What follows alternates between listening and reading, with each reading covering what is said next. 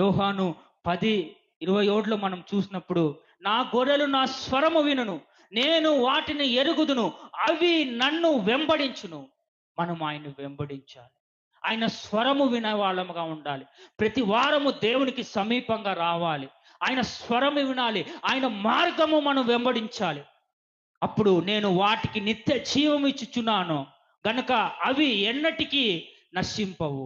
నేను వాటికి నిత్య జీవాన్ని ఇస్తాను, అవి ఎన్నటికీ నశించవు. ఏ యొక్క సమస్య, ఏ యొక్క అనారోగ్యము, ఏ యొక్క సహించలేని శ్రమలు, ఏ యొక్క తట్టుకోలేని బాధలు, ఏ యొక్క భయము, ఏ యొక్క అప్పులు ఏవి నిన్ను నశింప చేయలేవు. ఎందుకంటే ఎవడును వాటిని నా చేతిలో నుండి అపహరించలేడు.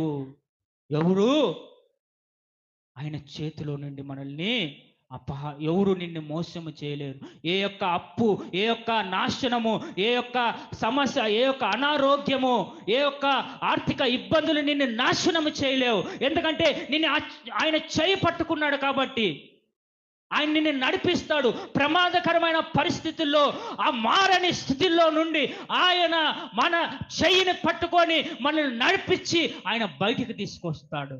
అయితే ఆయన్ని వెంబడించాలి. నా గొర్రెలు నా స్వరమైనడు, నా గొర్రెలు నన్ను వెంబడించును, నేను వాటిని ఎరుగుదును, ఎవడును వాటిని నా చేతిలో నుండి అపహరించడు. ఆయన స్వరాన్ని వింటున్నామా మనము? ఆయన